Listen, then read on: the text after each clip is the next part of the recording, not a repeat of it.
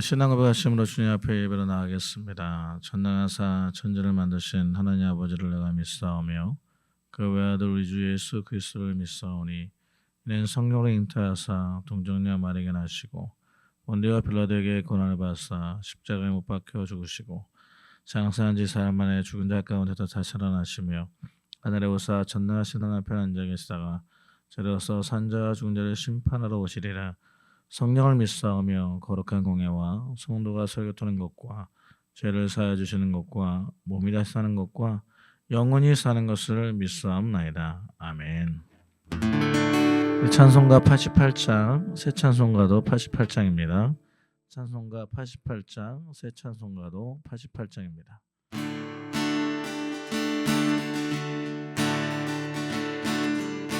내 진정 사모하는 친구가 되시니 구주 예수님은 아름다워라. 산 밑에 백합하여 빛나는 새벽별 주님 영원할 길 아주 없도다.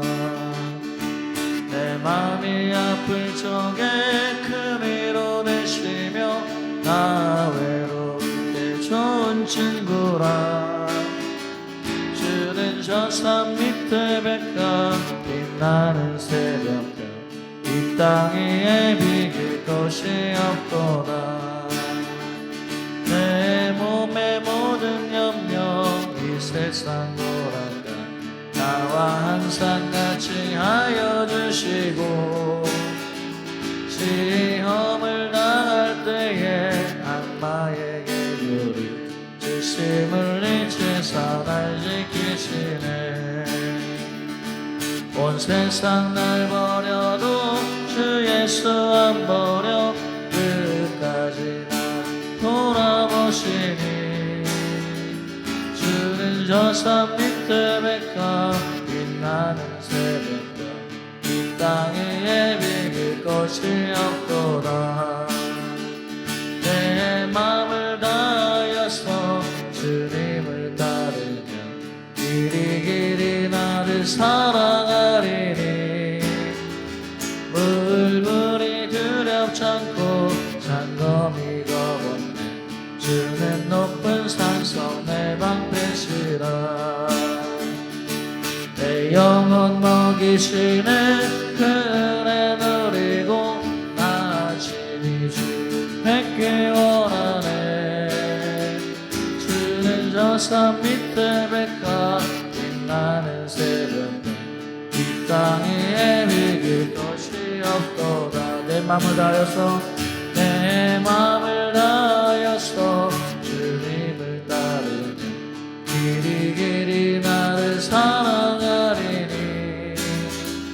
불불이 두렵지 않고 장검이 겁없네. 주는 높은 산성 내 방패시라. 내 영혼 먹이시는 그네 누리고 나 친히 주 뵙기 원하네. 주는 저 산 밑에 백합 빛나는 새벽별 이 땅 위에 비길 것이 없도다. 내 영혼 먹이시는 내 영혼 먹이시는 그네 누리고 나 친히 주 뵙기 원하네. 주는 저 산 밑에 백합 빛나는 새벽별 이 땅 위에 비길 것이 없도다. 목마른 내 영혼 주가 이미 허락한 그 귀한 영생수 주여 갈망합니다. 그 약속 따라서 힘써 간구하오니 오 주여 내 기도 어서 들어주소서. 예수의 사랑 예수의 사랑 바다 물결같이 내게 임하니.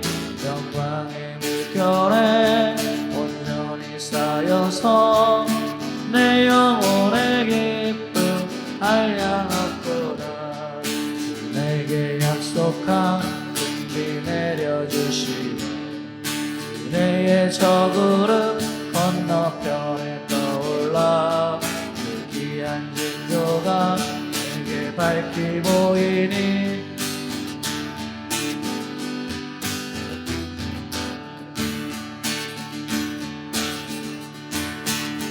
주의 사랑 바다 물결같이 내게 임하니 영광의 물결에 온전히 쌓여서 내 영혼의 기쁨 한량없도다.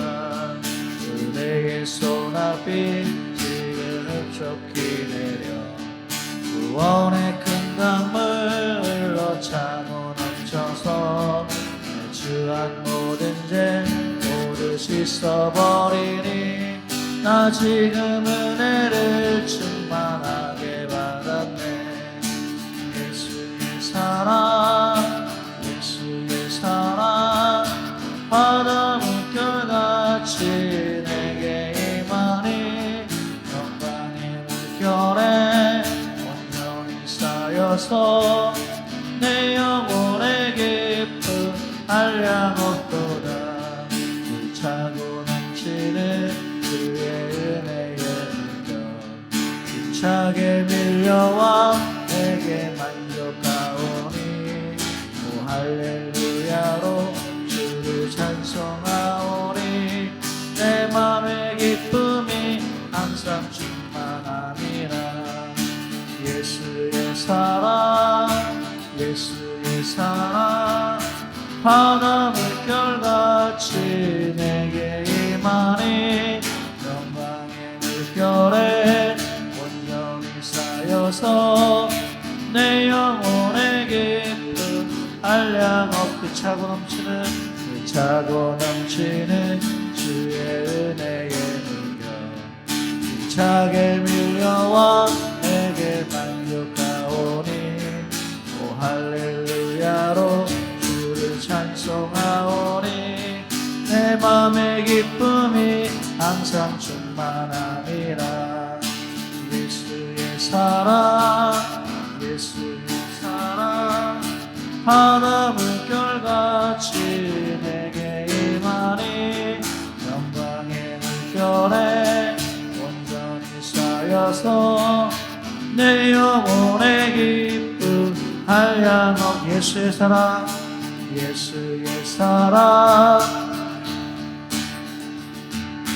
바다 물결같이 내게 임하니 영광의 물결에 온전히 쌓여서 내 영혼의 기쁨 한량없도다.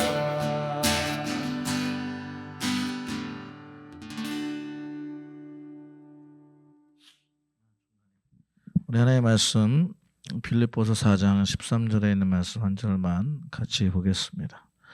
빌립보서 4장 13절에 있는 말씀입니다. 우리 같이 한 목소리로 합독하겠습니다. 내게 능력 주신 자 안에서 내가 모든 것을 할 수 있느니라. 아멘. 오늘 빌립보서 4장 13절에 있는 말씀을 통해서 모든 것을 할 수 있습니다 라는 제목으로 같이 좀 은혜 나누겠습니다. 이런 이야기가 있습니다. 사람의 욕망이나 욕심은 구멍 뚫린 항아리와 같다라는 말입니다. 여러분, 우리가 많은 돈을 벌어도 그 돈으로 이 구멍난 항아리를 아무리 메꾸어도 만족한 삶을 살아갈 수 없다라는 겁니다. 여러분, 우리가 이 세상에 있는 그 어떤 권력도 어떤 명예도 돈으로도 만족할 수가 없는데, 그래서 우리가 이 삶을 살아가다 보면 때로는 곤란과 고통도 시험이지만 때로는 풍요로움도 우리에게 시험이 될 때가 있습니다. 이런 사람들은 환경이 어려울 때 자칫 불평과 원망의 노예가 될 수 있는데, 그래서 날마다 자신을 뭔가 환경의 피해자라고 생각하고 자신이 어려운 환경에서 태어난 것도 가난한 것도 실패도 병든 것도 다 피해자라고 느낍니다. 내 불행의 원인을 남들에게 돌리고 멋대로 불평하고 원망한다는 겁니다. 그렇다면 여러분 한번 생각해 볼까요? 환경이 나아지고 풍성해진다면 정말 자유로울 수 있을까요? 오히려 욕망과 욕심은 더 커져갑니다. 이런 감옥에서 자살하는 사람보다 오히려 좋은 집에서 자살하는 사람들이 더 많은 이유가 무엇일까요? 어쩌면 가난에 처하는 지혜보다 한층 더 어려운 것이 바로 풍부에 처하는 지혜라고 이야기하는 것처럼 이런 모으는 것도 중요하지만 그보다 더 귀한 것은 그 재정을 바르게 쓰는 것입니다. 이런 궁핍이나 비천에 처하는 지혜도 필요합니다. 그러나 그보다 성공이나 풍부에 처하는 지혜가 더 필요한 시도 속에 우리는 살고 있는데, 하나님께서 우리의 삶이 언제나 늘 풍성한 삶을 살아가기를 원하고 계십니다.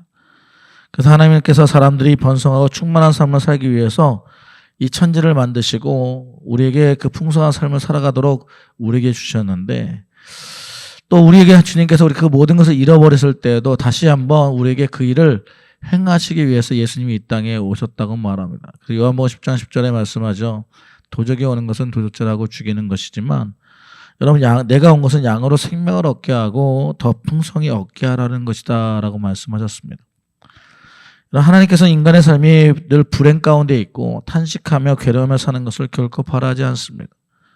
오늘 말씀해 보면 여러분, 이 풍성한 삶, 부유의 삶의 지혜를 깨달은 한 사람이 나오는데 그것이 누구냐면 바로 사도 바울이었습니다. 바울은 믿음으로 살고자 하는 사람들에게 인생의 수많은 문제의 해답을 가르쳐주고 있는데, 특별히 우리가 풍성한 삶을 살아갈 수 있는 비결을 가르쳐 주었습니다. 오늘 본문 13절 말씀에 이렇게 얘기합니다. 내게 능력 주신 자 안에서 내가 모든 것을 할 수 있느냐. 이런 바울에게 능력 주신 자가 누구였습니까? 바로 예수님이었습니다. 이런 다메섹 도상에서 예수님을 만난 후에 그의 모든 삶이 바뀌어지기 시작하였고, 이런 그가 어딜 가든지 어느 곳에 있든지 예수 그리스도의 이름을 선포하고 나갈 때마다 기적이 일어나고 이런 능력이 나타나고, 이런 어떤 환경 가운데 있어도 그는 원망과 불평하지 아니하고 오히려 자족하기를 기뻐하며 늘 만족하며 감사하는 삶을 살아갔던 것을 보게 됩니다.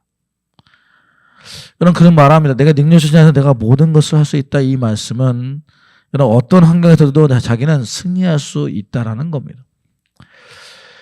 배부른 것도 배고픈 것도 아무런 차이가 없다는 겁니다. 배부른 것이 나를 교만하게 하거나 방종하게 하지 않듯이 배고픈 것도 나를 비굴하게 할 수 없다라는 겁니다. 어디서 이러한 모습이 나왔을까요? 그의 기쁨은 오직 예수 그리스도였습니다. 그의 삶은 예수 그리스도에게 뿌리를 내리고 있었고 그의 목표는 예수 그리스도였고 그가 살아가는 이유도 그분 때문이었습니다. 오직 예수 그리스도 때문에 행복했고 기뻐하며 감사하며 살아갈 수 있었습니다. 여러분, 우리 성도들이 신앙생활하는 가운데 가장 당연하게 하고 잘 해결하지 못한 문제가 무엇일까요? 바로 이 문제인 겁니다. 내가 예수 믿으면 만사가 형통한다고 생각하다가 그 반대 현상에 부딪히게 되면 여러분 너무나 쉽게 낙심해버리고 이런 세상 사람들에게 이렇게 묻습니다. 너희들 세상 사람들에게 똑같이 말하고 똑같이 행동하는 모습이 무엇입니까? 하나님은 없다라고 말하고 불평하고 원망하고 내 기도를 들어주지 않는다고 말하면서 끊임없이 죄를 짓는 겁니다. 여러분, 바울을 보십시오. 바울은 자신이 옥에 갇히고 매를 맞고 때로는 곤란에 처하고 때로는 가난에도 있을 때에도 여러분 그는 단 한 번도 원망하거나 불평하거나 낙심하지 않았습니다. 여러분, 직면하는 상황들이 우리의 삶을 바꿔가는 것이 아니라 내가 지금 내 안에 예수 그리스도가 계시다면 여러분 분명한 것은 모든 것을 우리는 변화시킬 수 있다라는 겁니다. 사도 바울은 그 어떤 경우에도 그 어떤 환경 속에서도 풍부한 삶을 살았습니다. 물론 인간적으로 볼 때 바울의 생애는 그렇게 행복한 사람이 아니었습니다. 그는 굶주리고 헐벗고 병들고 매맞고 괴로워하면서 살았는데 그러나 그에게는 풍성한 삶의 비결이 있었습니다. 바로 내게 능력 주신 자 안에서. 우리들 가운데 환경에 따라 여러분 기분이나 신앙생활이 오르락내리락하는 사람들이 있습니다. 환경 때문에 웃고 환경 때문에 웃는 그런 삶을 살아간 사람은 결국 인생이 망가지는 겁니다. 반대로 환경을 지배당하는 삶이 아니라 환경을 지배하는 삶을 살아가는 사람들이 있습니다. 바로 이것이 크리스찬이고 이것이 크리스찬의 능력이라는 겁니다. 여러분, 내가 영향을 미칠 수 있는 능력이 무엇일까요? 환경이 어렵지만 우리는 기도할 수 있습니다. 여러분, 막다른 골목 같지만 믿음의 눈을 열고 여러분 창조적으로, 긍정적으로, 능동적으로 그 사건을 바라볼 수 있게 되는데, 이런 사람들이 영을 받는 것이 아니라 여러분, 우리는 끊임없이 주님을 의지하고 나갈 때 하나님의 영광을 나타나게 되는 은혜가 일어나는 것입니다. 그래서 우리는 어떻게 영향력 있는 풍성한 삶을 누릴 수 있을까요? 먼저는 하나님으로부터 풍성한 은혜를 받아야 되는 겁니다. 왜요? 풍성한 삶은 내게 능력 주신 자 안에서 이루어지기 때문에.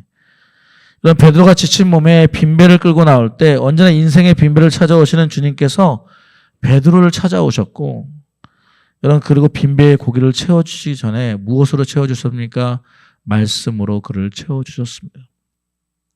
먼저 은혜를 채워주는 것은 물고기를 채워주시는 것보다 우선되는 일이고 중요한 일이기 때문에, 여러분, 성경도 분명히 말씀하시죠. 너희가 내 영혼이 잘 돼야 범사가 잘 되고 강건해진다고 말하고 있는 것처럼, 우리 날마다 하나님의 말씀을 우리 안에 충만하게 하여서 주님의 풍성한 은혜를 받아 누리는 삶을 살아가야 되는 것입니다. 또 두 번째는 그 풍성한 은혜를 주신 분이 누군지를 늘 기억해야 되는 겁니다. 이런 삶의 능력이 내가 만든 것이 아니라는 겁니다. 하나님의 은혜요. 우리 그렇기 때문에 우리 날마다 그분께 감사할 수밖에 없습니다. 은혜라는 말과 감사라는 말은 원어에서 같은 단어로 사용되는데, 여러분, 은혜가 풍성하다는 말은 감사가 풍성하다는 말인 것입니다. 여러분, 은혜가 풍성하십니까? 여러분, 감사가 풍성하십니까? 여러분, 정말 은혜가 있는 사람은요, 감사가 넘쳐납니다. 은혜가 풍성한 사람은요, 감사도 풍성하여서 여러분, 끊임없이 원망과 불평과 가운데 살아가는 것이 아니라 하나님께서 날마다 이루실 것을 기대하기 때문에 여러분, 끊임없이 기뻐하고 즐거워할 수 있는 것입니다. 이런 많은 것을 가지고도 불평 속에 살아가는 사람이 있고, 적은 것을 가지고도 감사하면서 살아가는 사람들이 있습니다.